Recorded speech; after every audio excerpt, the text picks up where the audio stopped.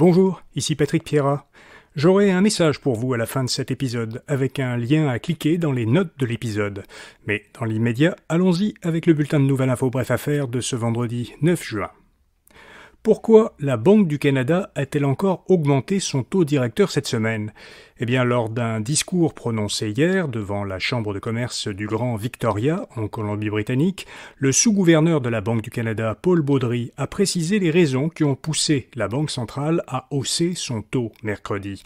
La Banque du Canada a pris cette décision pour contrer à la fois la hausse rapide de la consommation, la forte reprise de la demande sur le marché de l'habitation et la résilience du marché du travail, parce que tous ces facteurs favorisent la persistance d'une inflation élevée.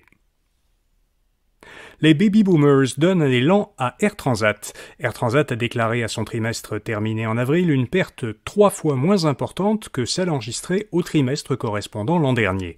En un an, les revenus trimestriels de l'entreprise ont plus que doublé. L'entreprise a profité d'une forte demande pour les voyages, dit sa PDG Annick Guérard. Elle explique que les voyageurs de 55 ans et plus ont repris leurs habitudes de voyage d'avant la pandémie et que cette clientèle dépense plus que la moyenne. Crave, un service en ligne de vidéo sur demande exploité par Bell, proposera cet été une version de son service qui diffusera de la publicité à l'intérieur de sa programmation. Jusqu'à maintenant, Crave diffusait du contenu sans aucune publicité. D'autres diffuseurs de vidéos en continu ont récemment ajouté des forfaits de services qui comprennent de la publicité. Par exemple, Netflix propose depuis novembre un forfait avec publicité à 5,99 $ par mois.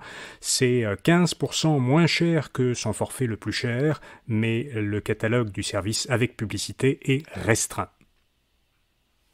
Il faut mieux protéger les terres agricoles canadiennes des pressions démographiques et climatiques. C'est la conclusion d'un rapport de l'Institut canadien des politiques agroalimentaires.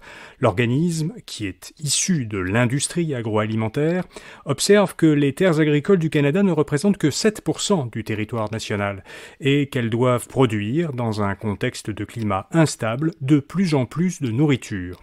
L'Institut recommande que le gouvernement fédéral se dote de lois et d'incitatifs financiers pour encourager des pratiques agricoles durables afin de garantir la sécurité alimentaire à long terme.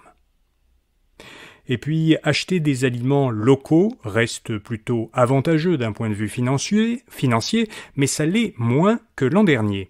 Selon une étude réalisée l'automne dernier pour Aliments du Québec par le laboratoire de sciences analytiques en agroalimentaire de l'Université Dalhousie, les aliments produits au Québec sont, dans 56% des cas, vendus au Québec à un prix égal ou inférieur à celui des aliments produits ailleurs. Mais l'avantage des produits québécois en termes de prix semble avoir décliné en un an.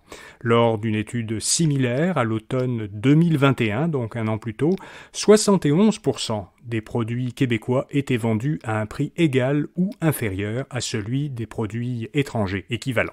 Voilà, vous savez l'essentiel. J'ai un service à vous demander. C'est de répondre à un petit sondage en ligne pour savoir ce que vous pensez de ce balado, pour nous aider à l'améliorer, et aussi pour savoir un peu qui vous êtes, d'une façon statistique du moins, puisque les réponses sont anonymes.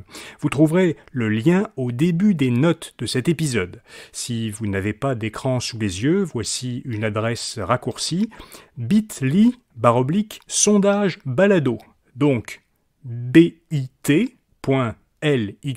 bit.ly/sondage balado, en un seul mot, au singulier et en minuscule. bit.ly/sondage balado. C'est en haut des notes de l'épisode. InfoBref vous offre ce balado gratuitement tous les jours. Ça ne dure que 3 minutes, mais ça prend pas mal plus de temps à préparer. Alors on a absolument besoin d'avoir une rétroaction des centaines de personnes qui nous écoutent tous les jours pour continuer et nous aider à progresser. Merci d'avance pour votre réponse. Et à lundi matin pour un prochain bulletin de nouvelles InfoBref Affaires. Bonne journée.